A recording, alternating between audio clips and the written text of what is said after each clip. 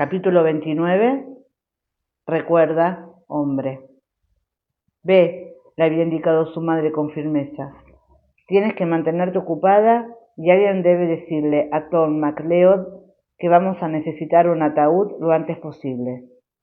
Su madre lanzó una mirada angustiada en dirección a la casa.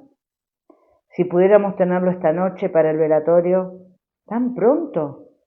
Brianna tuvo la impresión de que estaba aturdida por la conmoción nuevo. Ella. Pero si solo hace unas horas. Su madre suspiró y asintió. Ya lo sé, pero fuera todavía hace calor. Moscas, añadió la señora Cunningham sin cortapisas. Se había acercado a la puerta, presumiblemente buscando a Claire. Le hizo un gesto con la cabeza a Brianna. He asistido a velatorios en días calurosos en los que se veían caer los gusanos del sudario y retorcerse en el suelo, si por lo menos hay un ataúd. De momento llevaremos el cuerpo a la despensa del arroyo, se apresuró a proponer su madre, lanzando una mirada de reproche a Elspeth Cunningham. Todo irá bien, ve cariño, y Brianna se marchó. Tom MacLeod se jactaba de ser el único fabricante de ataúdes que había entre Cherokee Line y Salem.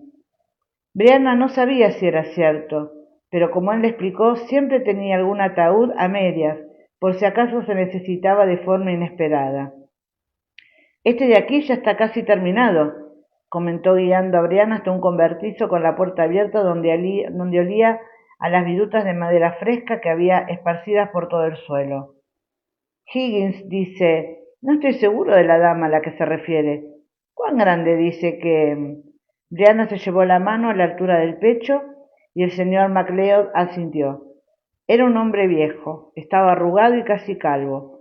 Tenía una barba blanca incipiente y los hombros encorvados de tanto agacharse sobre sus obras, pero transmitía una sensación de serena competencia. Entonces, servirá. En cuanto a cuando... Miró con los ojos entornados el ataúd a medias que estaba sobre unos caballetes de madera. Apoyadas en las paredes había planchas de pino en distintas fases de preparación. Brianna oía los crujidos de lo que casi con seguridad serían ratones en las sombras, y el sonido le resultó extrañamente relajante, casi doméstico. Podría ayudarle, afirmó, y él la miró asombrado. Se me da bien construir cosas, añadió. Había muchas herramientas colgadas en la pared, y Bree se acercó y cogió un cepillo de carpintero, sosteniéndolo con la seguridad propia de alguien que sabe qué hacer con él. El hombre lo advirtió y parpadeó poco a poco mientras lo consideraba. La miró de arriba abajo advirtiendo su altura y la ropa manchada de sangre. «Eres tu hija, ¿verdad?», preguntó, y asintió como para sí. «Está bien, si eres capaz de clavar las puntas rectas servirá, si no, siempre puedes lijar la madera». Roger pronunció una plegaria en silencio mientras cruzaban el desfiladero, una por el alma de Amy Higgins y justo después otra por la seguridad de la partida. Estaban muy serios, sin alejarse de su lado, como les habían dicho que hicieran, mirando de un lado a otro como si estuvieran esperando que el oso apareciera de pronto de entre las vides. Quizá una media hora más tarde las paredes del desfiladero se separaron y dieron paso al bosque, y se adentraron en la sombra de los pinos y los álamos siguiendo el camino que marcaban los perros, que olisqueaban el suelo cubierto de hojas y agujas de pino hasta los hombros.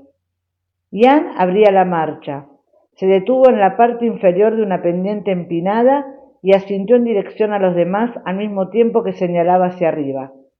¿Estará allí el oso?, le preguntó Aidan a Roger. No lo sé.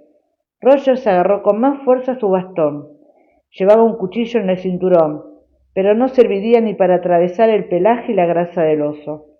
Los perros sí, observó Germain. Y así fue. Uno de los perros levantó la cabeza, emitió un ansioso aullido y salió corriendo. Gillibrand lo soltó enseguida, y el animal se precipitó pendiente arriba hasta internarse en los árboles, seguido de Bluebell y del otro sabueso, los tres veloces como el agua y aullando mientras avanzaban. Y entonces todos se echaron a correr, los perros y los hombres tras ellos, avanzando lo más rápido que podían entre el crujido de las hojas. A Roger le empezó a arder el pecho y oía cómo los chicos respiraban con dificultad y jadeaban, pero seguían el ritmo. Todos los perros habían encontrado el rastro y aullaban exaltados agitando la cola. Ian y Jamie trepaban con rapidez por la colina, con sus piernas largas, sorteando sin problema los troncos caídos y esquivando árboles. Childebrand se forzaba corriendo junto a Roger y de vez en cuando reunía el aliento suficiente como para gritar palabras de ánimo a los perros. ¡Siné! ¡A Siné! Roger no sabía cuál de los dos hombres había gritado. No veía ni a Jamie ni a Ian, pero las palabras en gaélico resonaron con claridad entre los árboles. ¡Allí! ¡Está ahí! A Aidan se le entrecortó la respiración un instante. Agachó la cabeza y empezó a correr como si su vida dependiera de ello. Trepando con ligereza por la colina, Roger cogió a Jamie de la mano y ayudándose del bastón, lo siguieron junto a Germain. Llegaron a lo alto de la colina, perdieron el equilibrio y resbalaron hasta un pequeño valle donde los perros saltaban como llamitas alrededor de un altísimo árbol, gimoteando y aullándole a una enorme y oscura silueta, verdaderamente enorme, que había a unos 10 metros del suelo, metida en la horquilla que se abría entre dos troncos. Roger cortando las hojas secas y buscando a los chicos. Aidan estaba bastante cerca. Ya se había incorporado y se había quedado de piedra cuando todavía estaba a 4 patas mirando hacia arriba. Se le movió la boca, pero no dijo nada. Roger miró a su alrededor muy alterado, buscando a Jamie. —¡Jen! ¿Dónde estás? —Estoy aquí, papá —anunció Jen, justo detrás de él y por encima del ruido de los perros. —¿Aidan está bien? Roger sintió una punzada de alivio al ver la cabeza roja de Jen. Se le había deshecho la trenza y tenía el cabello lleno de agujas de pino. Se había hecho una rascada en el cuello, pero era evidente que no era nada. Roger le dio una palmadita, se volvió hacia Aidan y se agachó junto a él. —Aidan, ¿estás bien? Sí, parecía aturdido y no era de extrañar. No había apartado los ojos del oso. —¿Bajaré nos comerá? Roger miró con recelo al oso del árbol. Por lo que él sabía, era una opción. —Jamie y los demás saben qué hacer —le aseguró el chico mientras acariciaba su pequeña y huesuda espalda para tranquilizarlo. Esperaba tener razón. —Si viene por ti, golpéalo en el hocico con todas tus fuerzas —le había dicho Jamie. Si hace ademán de morderte, clávale el bastón en la garganta. Había perdido el bastón con la caída. ¿Dónde? Ahí. Resbaló por la pendiente sin dejar de vigilar al oso, una sólida mancha negra entrecortada contra el cielo azul. El animal no parecía tener intención de moverse, pero Roger se sentía mucho mejor con el palo en la mano. Los cazadores se habían reunido un poco apartados y observaban al oso con los ojos entornados. Los perros estaban eufóricos, saltaban, clavaban las zarpas en el tronco del árbol, ladraban y aullaban, y sin duda estaban dispuestos a hacerlo todo el tiempo que fuera necesario. —Vamos. Roger reunió a los chicos y los acompañó colina arriba, tras Jamie y los demás. Ahora que por fin los tenía controlados, pudo tomarse un instante para observar al oso. El animal no dejaba de mover la cabeza de un lado a otro con inquietud. Miraba a los perros, sin duda pensando, ¡qué diantre! Le sorprendió advertir que sentía cierta compasión por la criatura atrapada en el árbol. Entonces recordó a Amy, y la compasión desapareció. —Desde aquí no tengo un buen ángulo de tiro —decía Jamie con el ojo pegado a la mirilla del rifle. Bajó el arma y miró a Ian. —¿Puedes moverlo? —Sí, claro. Ian se descolgó el arco sin prisa y sin alterarse ni un ápice, colocó una flecha y la disparó directamente a la espada del oso. El animal se retorció con rabia y descendió con rapidez medio tronco. Lanzó una mirada rápida a los perros y entonces, con una saltó a otro árbol que estaba a unos 3 metros de distancia y se agarró al tronco. Todos los hombres gritaron y los perros se trasladaron de manera automática hasta el otro árbol. Justo cuando el oso empezaba a descender, el animal, con la flecha asomando de forma absurda a su espalda, volvió a trepar, miró a ambos lados en busca de una mejor opción, y al no encontrar ninguna, volvió a saltar hasta el árbol original. Jamie le disparó, y el animal se desplomó en el suelo como si fuera un enorme saco de harina. ¡Mierda!, exclamó Jamie asombrado. Germain lo cogió de la mano. Aidan aulló con rabia y salió corriendo salioso, derribando. Roger también salió disparado y cogió a Aidan del cuello de la camisa, pero la tela desgastada se rompió y el chico siguió adelante dejando solo un puñado de tela en la mano de Roger. «¡No se te ocurra moverte!», le gritó Roger a Jen, que observaba la escena boquiabierta, y salió corriendo tras Aidan, chafando con sus pesos las ramas caídas, torciéndose los tobillos y arañándose las espinillas en los toscones y las trampas para animales. Los demás hombres también gritaban y corrían, pero Aidan desenvainó el cuchillo y rugió con rabia al mismo tiempo que cruzaba los últimos metros que lo separaban del oso. Los perros ya habían alcanzado al animal y estaban mordiendo y dando tirones a su cuerpo, si es que era eso. Childebrand corría colina abajo, llevaba la lanza agarrada con ambas manos y no dejaba de gritar a los perros. De pronto el oso se levantó, tambaleándose, y golpeó a Bluebell con fuerza. La perra impactó contra un árbol, emitió un quejido y se desplomó. Y Aidan apuñaló al oso en un costado con su pequeño cuchillo, gritando, y entonces Roger lo alcanzó. Lo cogió de la cintura y saltó por los aires con el muchacho debajo, y a su espalda oyó el ruido sordo de la lanza y el larguísimo suspiro del oso. El animal se desplomó en el suelo, levantando las hojas a su alrededor, que fueron a parar a la cara de Roger, y uno de los perros pasó corriendo por encima de él y le clavó las uñas en la espalda al abalanzarse sobre el oso muerto. «¡Papá, papá! ¿Estás bien?». Jamie estaba tirando de él y le gritaba. A lo lejos oyó a Childebrand y a Jan apartando a los perros del animal y sintió una enorme y dura mano bajo su codo, que tiraba de él para que se levantara, y todo el bosque empezó a darle vueltas. «El perro está bien», decía Jamie, y Roger no sabía si lo había preguntado sin darse cuenta o si Jamie solo también. «Está bien», añadió. «Toma». Se sacó una petaquita de la escarcela y se la dio a Roger. «Papá». Jen se había arrodillado delante de él y lo miraba nervioso. Roger le sonrió, aunque tenía la sensación de que su cara era de goma derretida y no fue capaz de mantener la expresión durante más de algunos segundos. «Estoy bien», Avalaiche. Percibió una intensa mezcla de olor a oso, whisky y hojas secas. Oyó llorar a Aidan y lo buscó. Estaba con Ian. Lo había rodeado con un brazo y el pequeño estaba acurrucado contra él, los dos sentados entre las hojas amarillas con la espalda apoyada en un tronco.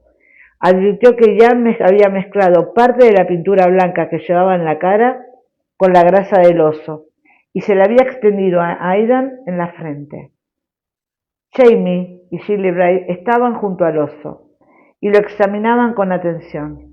Germain se asomaba con cautela por detrás de su abuelo, haciendo un gran esfuerzo. Roger se levantó y le tendió una mano a Jen. «Vamos». A pesar de las heridas, era una criatura hermosa.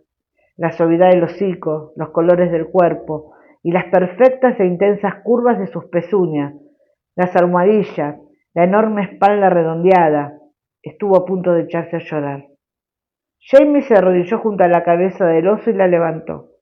El enorme cráneo se movía con facilidad cuando lo giró y le alzó el labio para examinar sus enormes dientes, deslizándole los dedos por la mandíbula. Hizo una mueca. Le metió la mano en la boca y le sacó una cosa de entre los dientes de atrás, algo que parecía un trozo de planta de color verde oscuro.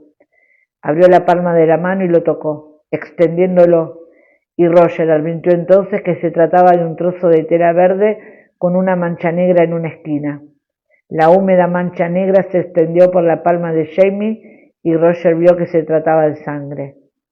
Jamie asintió como para sí y se metió el pedacito del corsé de Amy en la escarcela. Después se puso de pie con tanta seguridad que empujó a Ian a levantarse también y se acercó con Aidan, donde estaban todos, mientras Jamie pronunciaba la plegaria para honrar el alma del guerrero caído en la batalla. Brianna y Tom MacLeod llegaron a la casa nueva al atardecer. cargados con el ataúd. Él lo llevaba por la parte de la cabeza y ella por los pies. Ella observaba la parte posterior de su cabeza mientras sorteaban las larguísimas sombras de los árboles y se preguntaba, ¿cuántos años tendrían? Le quedaba poco pelo y muy cano. Lo llevaba recogido, apenas un mechón de una tortuga, pero sus ojos también eran tan luminosos y fieros como los de ese animal, y sus grandes manos conocían muy bien la madera. No habían intercambiado más de una docena de palabras a lo largo de toda la tarde, pero no había sido necesario. Al principio Brianna había sentido un profundo dolor al pensar en el ataúd, en la idea de enterrar a Amy, de alejarla, de separarla, pero el trabajo le había serenado el alma, el miedo, la conmoción y la preocupación se habían disipado tras la concentración necesaria para manipular objetos afilados, y Brianna había empezado a sentir cierta paz. Había encontrado algo que hacer por Amy. Conseguiría que descansara en madera nueva. Tenía las manos rasposas de tanto lijar y la ropa llena de serrín.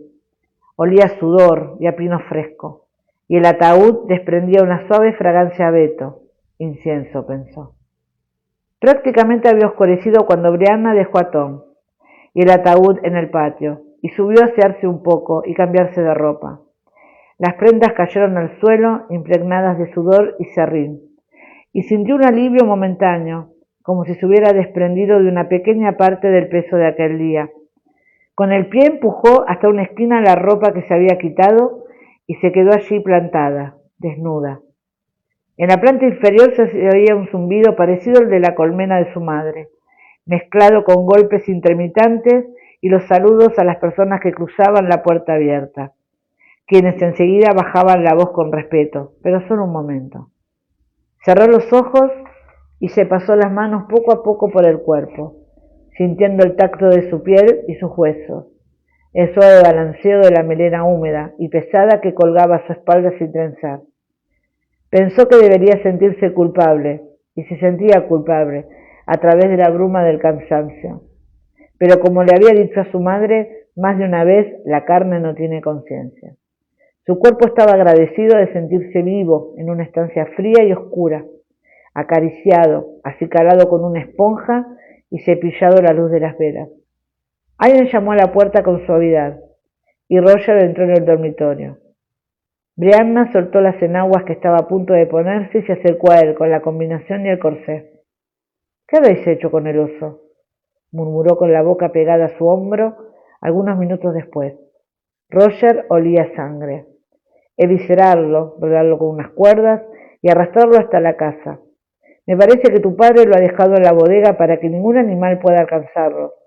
Dice que él y Silly Macmillan lo desollarán y lo trocearán mañana. Habrá mucha carne, añadió. Brianna se estremeció. ¿Estás bien?, preguntó en voz baja, con la boca pegada a su cabello. Ella sintió, sin poder hablar, y permanecieron juntos en silencio, escuchando el apagado murmullo de la casa en la planta inferior. ¿Y tú estás bien?, quiso saber, dejándose ir al fin. Brianna dio un paso para atrás para mirarlo. Tenía ojeras del cansancio y se acababa de afeitar. Tenía la piel húmeda e irritada de la cuchilla y advirtió un diminuto corte justo debajo de la mandíbula, cubierto por una línea oscura de sangre seca. ¿Ha sido demasiado horrible?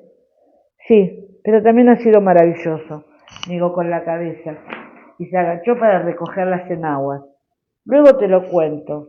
Tengo que ponerme el traje y salir con la gente. Enderezó los hombros mientras lo decía.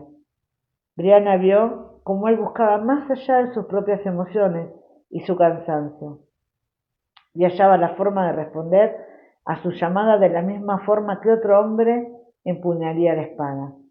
Luego, repitió por un instante, pensó que debería aprender la oración para el guerrero que parte hacia la batalla. Brianna tardó un poco en recomponerse lo suficiente para salir del santuario de su dormitorio y bajar. Habían colocado el ataúd de Amy en la cocina, sobre unos caballetes, pues la gran cantidad de gente que acudiría a velarla no cabría en la pequeña sala de estar. Todo el mundo llevaba comida. Rachel y las dos hijas mayores de los Gibson se habían encargado de vaciar las cestas y las bolsas, y de sacarlo todo.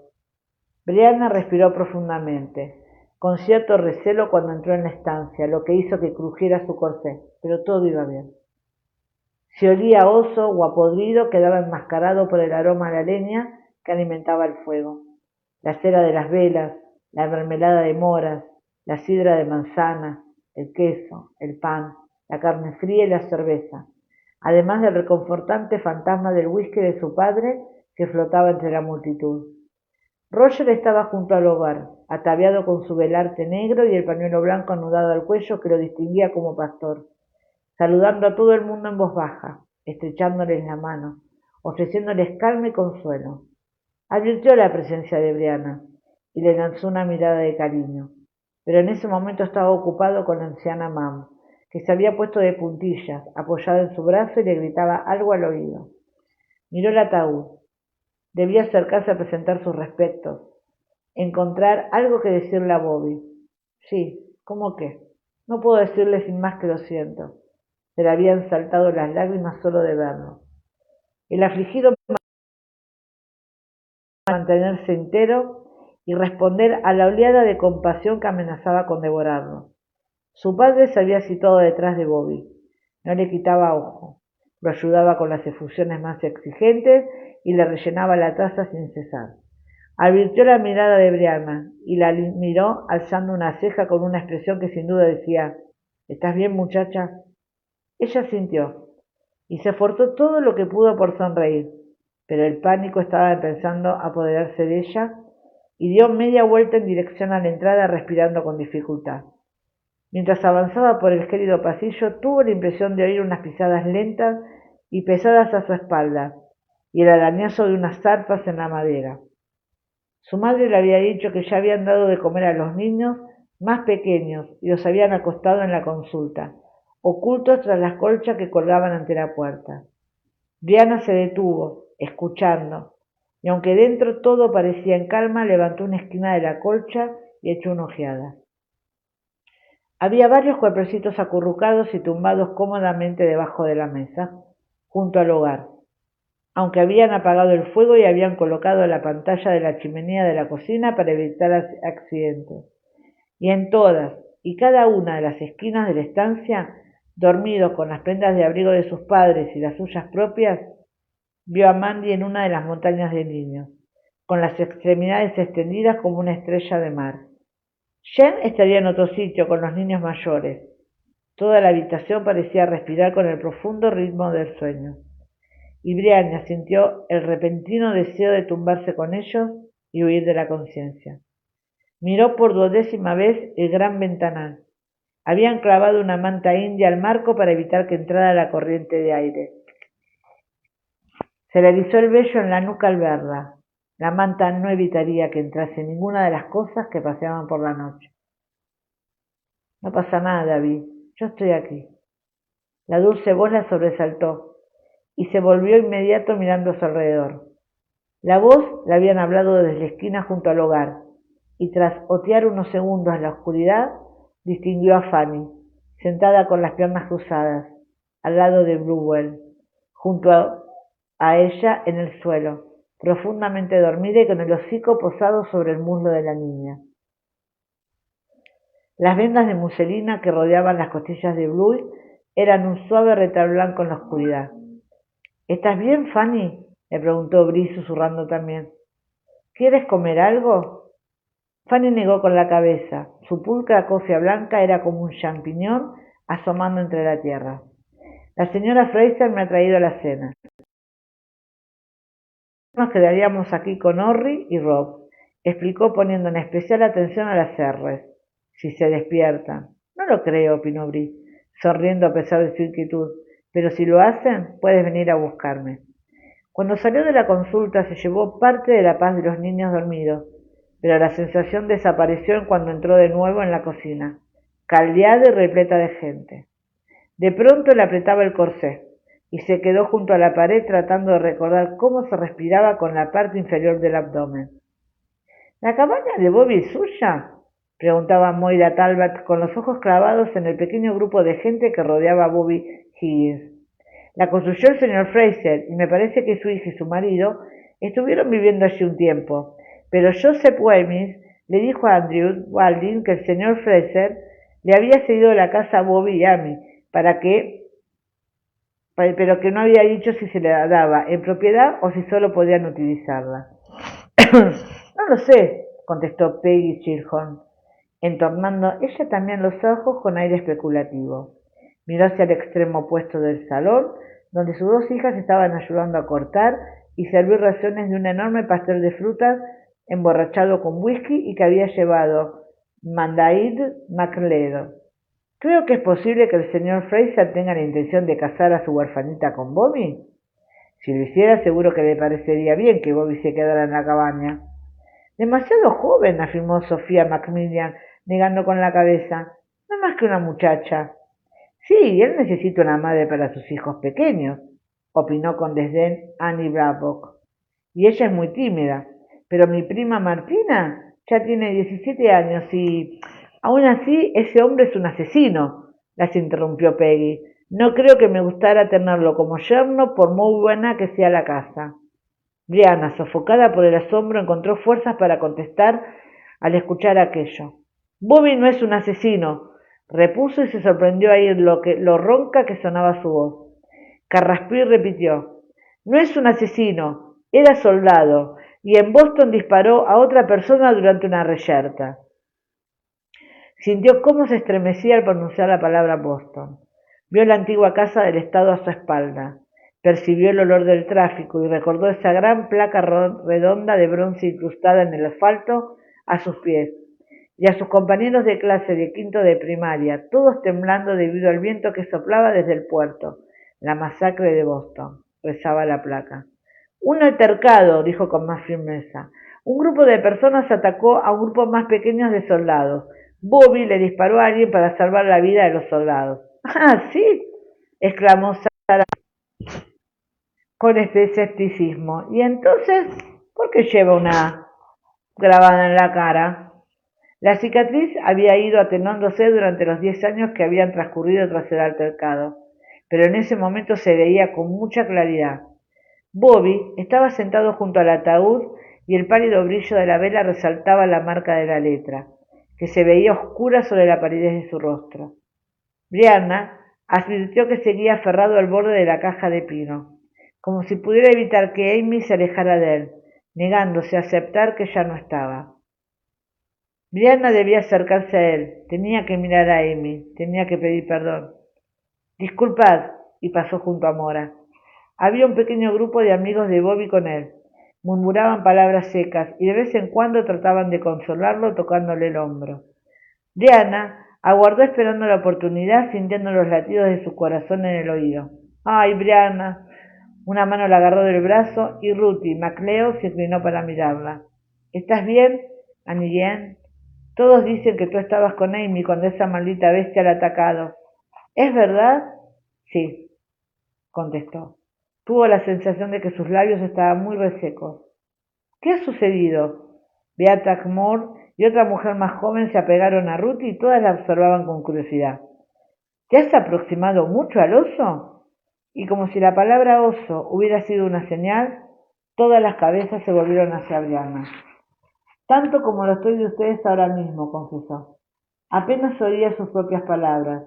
Se le había acelerado el pulso y, oh Dios, su corazón se sacudió y se agitó con violencia en el interior de su pecho, como si tuviera una bandada de gorriones atrapados en su interior. Y Brianna empezó a ver unos puntitos negros. No podía respirar. Yo tengo que... gesticuló con impotencia ante los ávidos rostros. Dio media vuelta y salió tambaleándose de la estancia, prácticamente corriendo en dirección a la escalera. Cuando llegó al rellano ya estaba tirando del corsé y casi lo desgarra al entrar en el dormitorio y cerrar la puerta a su espalda. Tenía que quitárselo, no podía respirar. Tiró de los lazos de los hombros y se lo quitó medio desabrochado jadeando.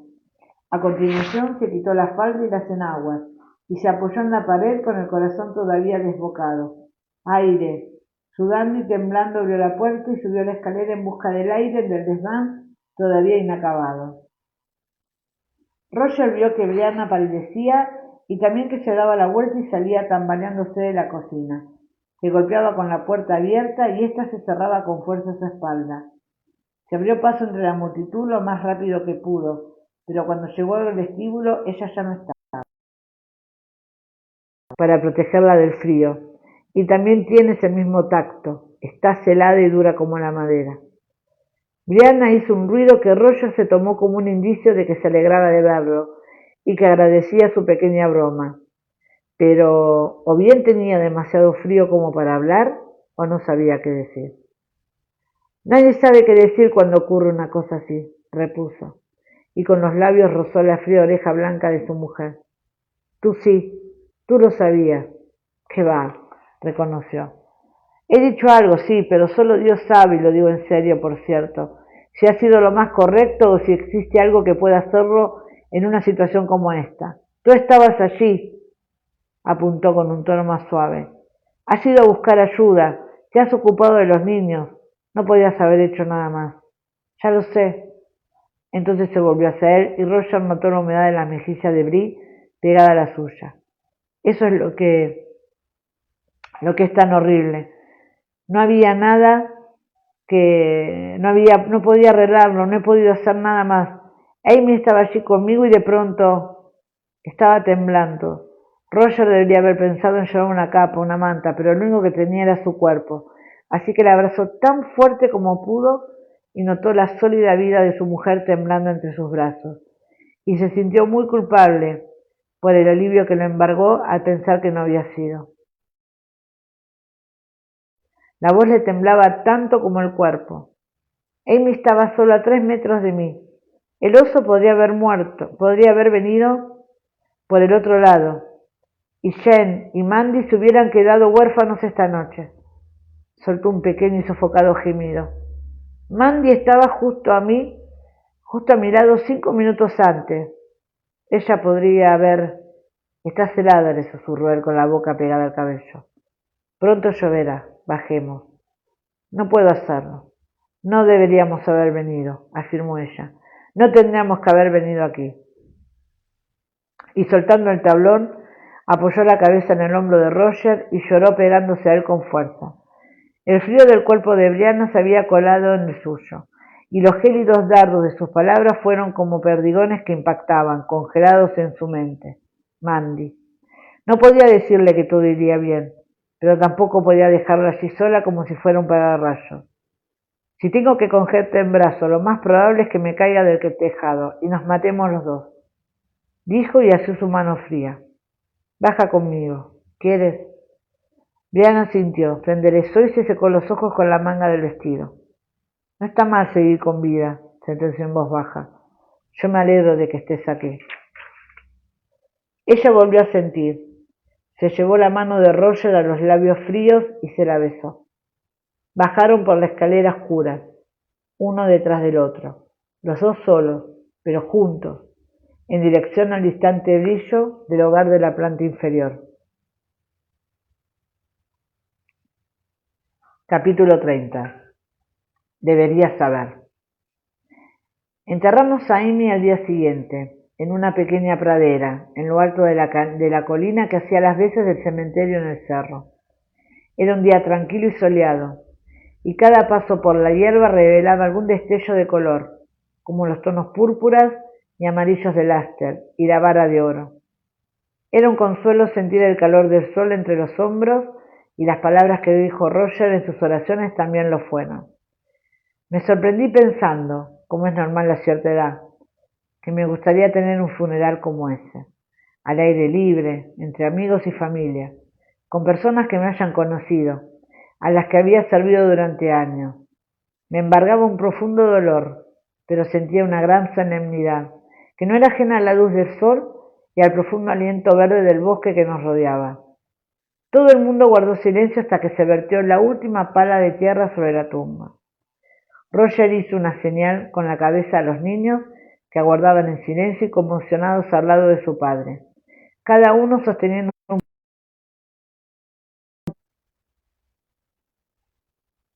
Brianna los había ayudado a coger las flores y evidentemente Mandy había insistido en preparar su propio ramo con un puñado de tréboles de color rosa y otras hierbas. Rachel aguardaba en silencio junto a Bobby Higgins. Cogió su mano flácida con delicadeza y le dio un ramito de diminutas margaritas blancas. Le susurró algo al oído y él tragó saliva con fuerza. Miró a sus hijos y se adelantó para dejar las primeras flores en la tumba de Amy, seguido de Aidan y de los más pequeños, Jen, Germaine y Fanny. Y Mandy, que lo hizo frunciendo el ceño concentrada. Otras personas se detuvieron un instante junto a la tumba. Le tocaban el hombro a Bobby y le murmuraban algunas palabras. La gente empezó a dispersarse. Regresaban a sus respectivas casas. Se iban a trabajar, a comer, volvían a la normalidad, agradecidos de que por el momento de la muerte hubiera pasado de largo y sintiéndose vagamente culpables de esa gratitud. Se quedaron unos pocos hablando, entre sí en voz baja. Rachel había vuelto a aparecer junto a Bobby. Ella y Bree se habían estado turnando para no dejarlo solo. Y llegó nuestro turno. Seguía Jamie, pero no dijo nada. Cogió a Bobby de los hombros e inclinó la cabeza pegando la frente a la de su amigo unos segundos, compartiendo el dolor. A continuación levantó la cabeza y negó. Le estrechó el hombro a Bobby y se hizo a un lado para dejarme espacio. Era muy hermosa, Bobby, susurré con la garganta todavía reseca a causa de todas las lágrimas que había derramado. Siempre la recordaremos. Bobby abrió la boca, pero no había palabras. Me estrechó la mano y asintió reprimiendo las lágrimas. Se había afeitado para el entierro y en su pálida tez se vertían algunas zonas rojas e irritadas. Bajamos lentamente por el camino en dirección a casa. No hablábamos, pero nos íbamos tocando con suavidad a medida que avanzábamos. Cuando estuvimos cerca del huerto me detuve. Iré a buscar. Gesticulé de forma imprecisa en dirección a la empalizada. ¿Qué? Me pregunté. ¿Qué podía recoger o desenterrar para hacer un emplasto para la herida mortal del corazón? Jamie asintió, me abrazó y me besó. Se retiró un poco y me acarició la mejilla, mirándome como si quisiera grabar mi imagen en su mente. Después dio media vuelta y siguió descendiendo. La verdad era que no necesitaba nada del huerto, solo estar un momento a solas en él. Y me quedé allí un rato, dejando que el silencio se internara en mí. La agitación y el susurro del bosque acariciado por la brisa. Las distantes conversaciones de los pájaros, pequeños sapos crujando en el arroyo. La sensación de que las plantas hablan las unas con las otras. Ya hacía tiempo que había caído la tarde y el sol se colaba por la empalizada proyectando su luz moteada entre las enredaderas de las judías hasta llegar a las trenzas de paja de la colmena, donde las abejas iban y venían con perezosa elegancia. Levanté el brazo, posé la mano en la colmena y sentí el maravilloso zumbido de las trabajadoras en su interior. Amy Higgins se ha ido, ha muerto, ya la conocéis. Su patio está llena de malvas y tenía un jazmín junto al establo y una buena mata de cornejo. Me quedé inmóvil, dejando que la vibración de la vida ascendiera por la mano y llegara a mi corazón con la fuerza de sus alas transparentes. Sus plantas siguen creciendo. Tercera parte. La picadura de abeja de la etiqueta y la mordedura de serpiente del orden moral. Capítulo 31. Pater Familias. Savannah, Real Colonia de Georgia. William tenía la esperanza de que sus pesquisas acerca de Lord John Grey fueran recibidas, o bien con absoluta ignorancia o con la noticia de que su señoría había regresado a Inglaterra. Pero no tuvo tanta suerte. El secretario del mayor general Prevost lo había mandado directamente a una casa de la plaza de St. James, y bajó la escalera del cuartel general de Prevost con el corazón acelerado y una bola de plomo en el estómago para reunirse con Cinnamon, que lo esperaba en la calle. Sin embargo, su ansiedad desapareció de inmediato, ya que el coronel Archibald Campbell, antiguo comandante de la guarnición de Savannah, y Beth Noir, personal de William, apareció por la calle seguida de 12 decanes. El primer impulso de William fue el de ponerse el sombrero, tirar de él para ocultarse la cara y pasar de largo con la esperanza de que no lo reconocieran. Pero su orgullo, que ya estaba bastante tocado, no pensaba permitirlo, así que se adentró por la calle con la cabeza bien alta y saludó al coronel cuando pasó por su lado. «Buenos días, señor», dijo. Campbell, que le estaba comentando algo a uno de sus edecanes, levantó la vista distraído y se detuvo en seco muy recto. «¿Qué diantre está haciendo aquí?», le espetó poniéndose muy colorado. «Eso no le incumbe, señor», contestó William con educación, e hizo ademán de pasar.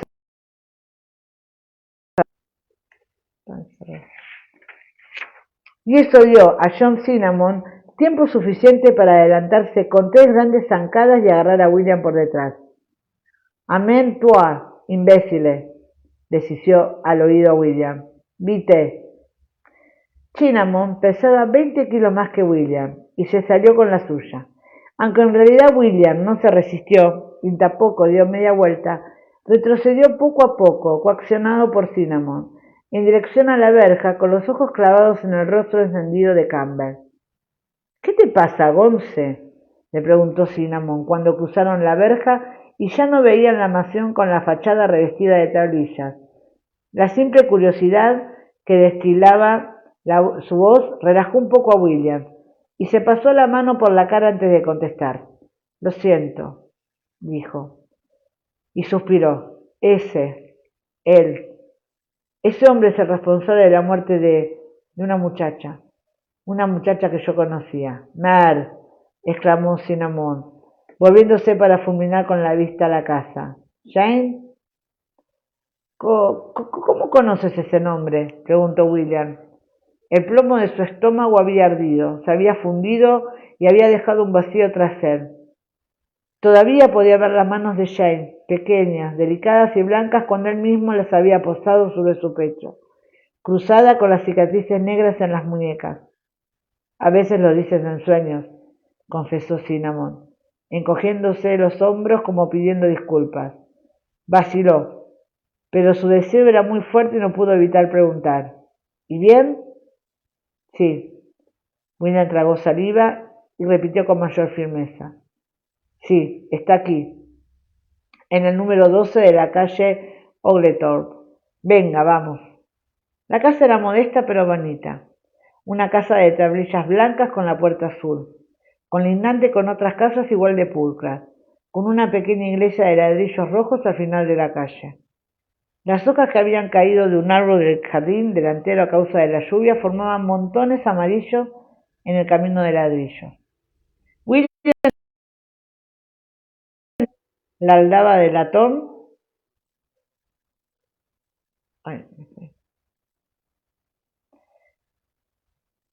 con forma de cabeza de perro. Hubo un momento de silencio y a continuación oyeron el llanto de un bebé en el interior de la casa. Los dos jóvenes se miraron.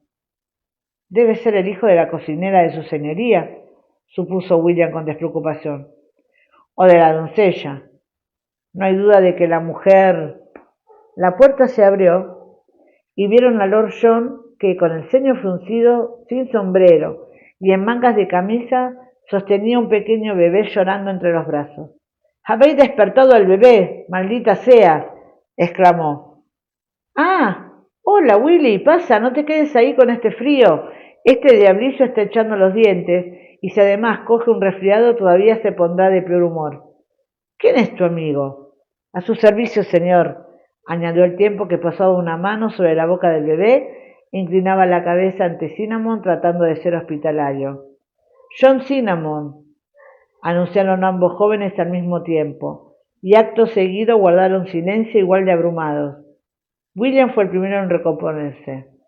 «¿Es tuyo?», preguntó con educación, haciendo un gesto con la cabeza en dirección al niño, que había dejado de dar alaridos un instante y estaba succionando con fuerza el nudillo de Lord John. «Debes de estar bromeando, William», contestó su padre, dando un paso atrás al mismo tiempo que hacía un gesto de invitación con la cabeza. «Permíteme que te presente a tu primo segundo, Trevor, What is Wade? Gray. Me alegro mucho de conocerlo, señor Cinnamon. ¿Le apetece una cerveza o algo más fuerte? Yo, presa del pánico, Cinnamon miró a William en busca de orientación. Es posible que necesitemos algo más fuerte si tienes. William alargó los brazos hacia el bebé, que recibió con cautela de los húmedos y aliviados brazos de Lord John. Su padre se limpió la mano en los calzones y se la tendió a Cinnamon. A su servicio se cayó de golpe al mirar a Cinnamon con detenimiento por primera vez. Ay, perdón.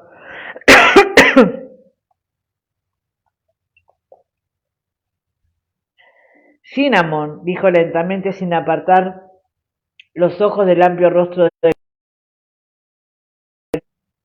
¿Ha dicho John Cinnamon? Sí, señor, afirmó Cinnamon con la voz ronca y de pronto se dejó caer de rodillas con tanta fuerza. Ay, perdón. Dios.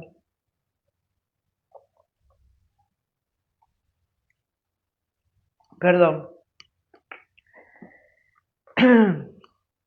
Sí, señor, afirmó Cinnamon con la voz ronca y de pronto se dejó caer de rodillas con tanta fuerza que la vajilla del aparador vibró e hizo que el pequeño Trevor se sobresaltara y aullara como si un grupo de tejones lo estuviera esviscerando. ¡Oh, Dios! Exclamó Lord John alternando la mirada entre Trevor y Cinnamon. ¡Dame! Volvió a cogerle al niño William y lo meció con soltura. Señor Cinnamon, por favor, levántese.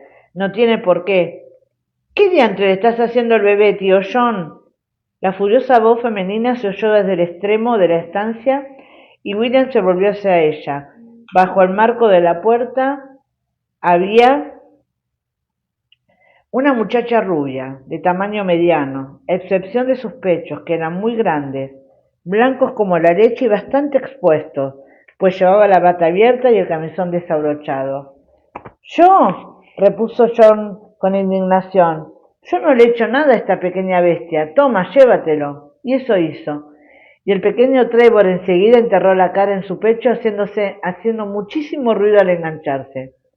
La joven miró a William y lo fulminó con la mirada. ¿Y quién diantre eres tú? Preguntó. Él parpadeó. Me llamo William Ransom, señora, anunció con bastante sequedad. A su servicio. Este es tu primo Willy, Amaranthus, dijo Lord John, adelantándose y dando unas palmaditas en la cabeza de Cinnamon con actitud de disculpa a pasar por su lado. William, permíteme que te presente a Amaranthus, Viscondesa Grey, la viuda de tu primo Benjamín. Apenas existió aquella pausa, pero William la percibió, y alternó la mirada entre la joven y su padre. Aunque Lord John tenía una expresión serena y agradable, no miró a William a los ojos. Entonces, ¿hubieran encontrado el cuerpo de Ben o no lo han hecho? Pero están dejando que su esposa piense que ha muerto. Mis condolencias, Lady Grey, dijo haciéndole una reverencia. Gracias, contestó. Ay, Trevor, pequeño miotis, había acallado a Trevor metiéndole debajo de uno de los laterales de su bata. Y sin duda se había bajado el camisón al mismo tiempo, pues el pequeño se le había vuelto a... le aseguró con serenidad. Paradójicamente, el caos de los últimos minutos lo habían tranquilizado. Le posó una mano en el hombro a su padre. Percibió la solidez de sus huesos y la calidez de su cuerpo, y se preguntó si alguna vez volvería a llamarlo papá.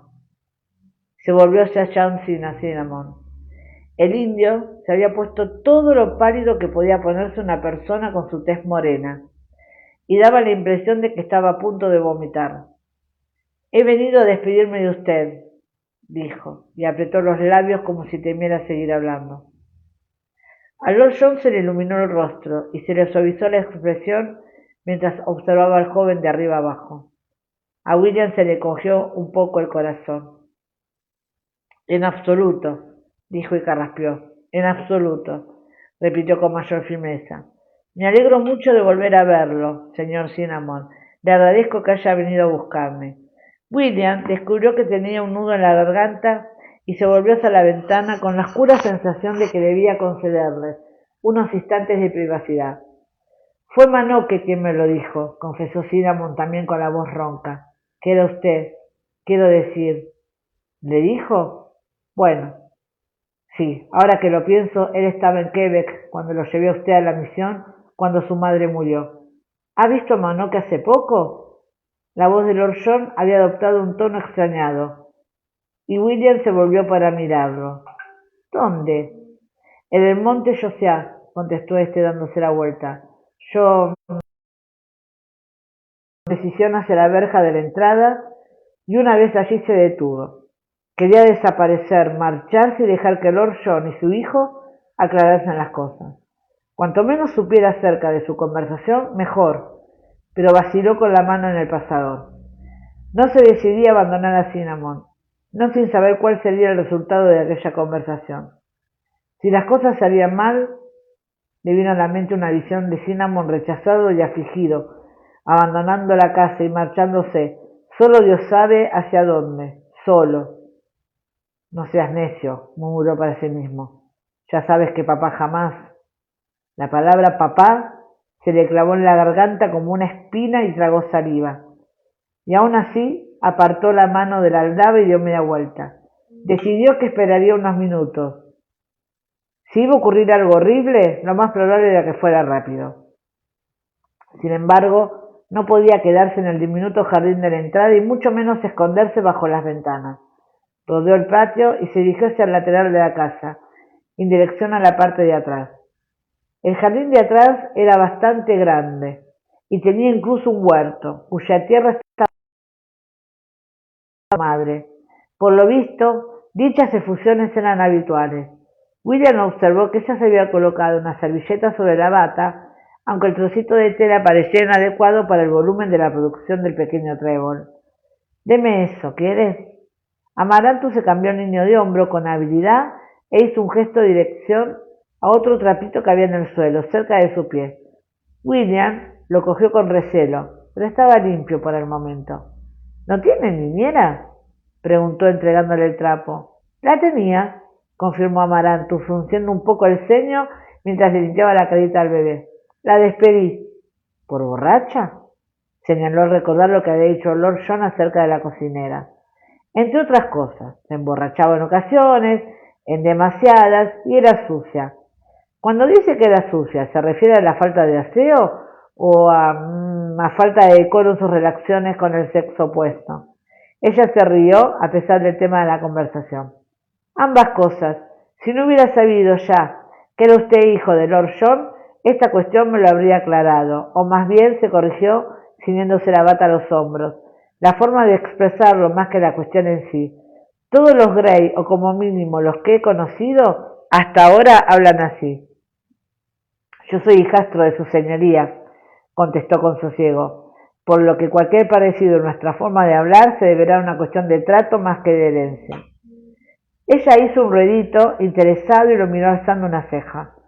William advirtió que tenía los ojos de ese tono tan inestable entre el gris y el azul, pero en ese momento hacían juego con los patos grises. Es posible, admitió ella. Mi padre dice que hay una clase de pinzón que aprende los cantos de sus padres. Si alguien coge un huevo y lo pone en otro nido que esté a varios kilómetros de distancia, los polluelos aprenderán los cantos de sus nuevos padres en lugar de los de aquellos pájaros que pusieron los huevos. William reprimió con educación el deseo de preguntar quién podría interesarse por los pinzones y se limitó a sentir.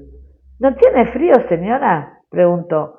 Estaban sentados al sol y el banco de madera estaba caliente, pero la brisa que le acariciaba la nuca era fresca. Y él sabía que ella solo llevaba un camisón bajo la bata.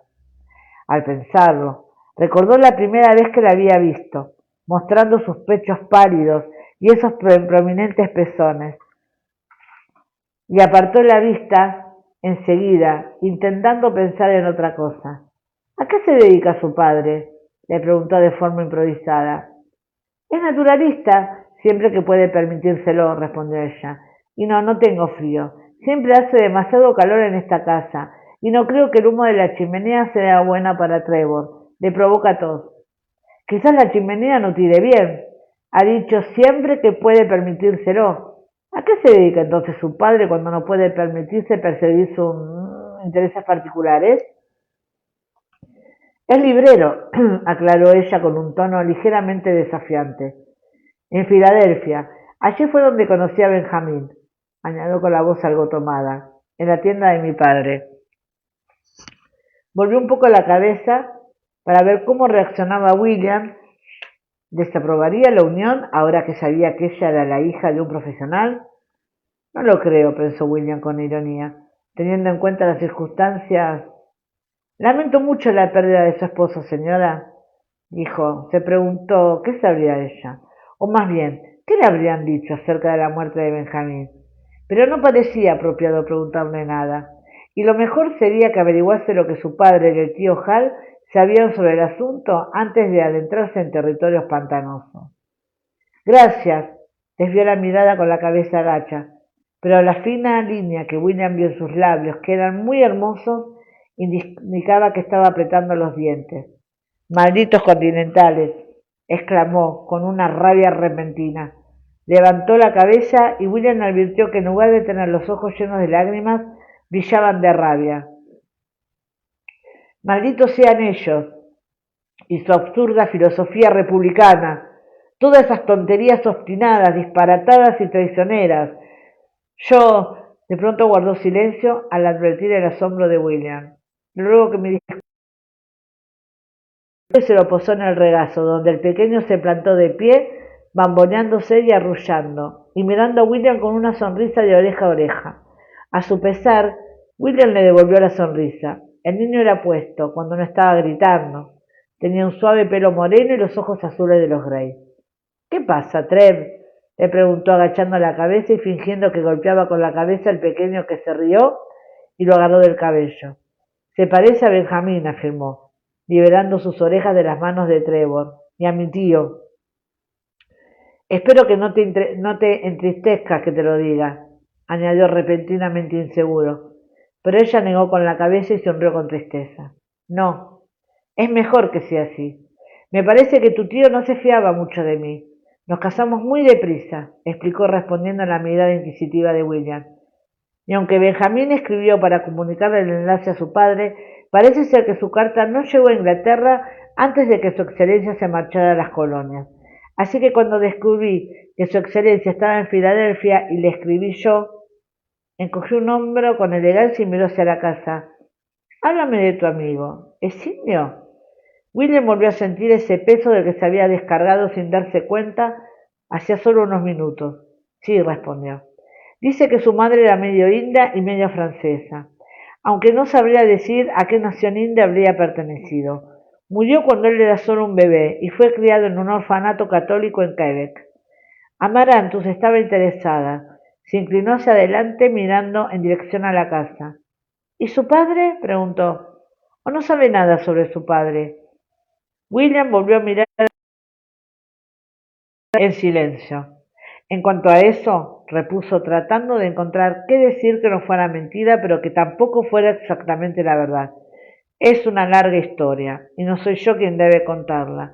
Lo único que puedo decir es que su padre era un soldado británico. Lo he imaginado por su cabello, dijo Amarantus, marcando suelos. Llama mucho la atención. Levantó un poco la vista para mirar hacia la casa y alargó los brazos para coger al bebé. ¿Te vas a quedar con su señoría? No creo. Y sin embargo la idea de estar en casa, incluso a pesar de que ese hogar fuera un lugar en el que jamás había estado, lo recorrió de pies a cabeza, provocándole una repentina nostalgia.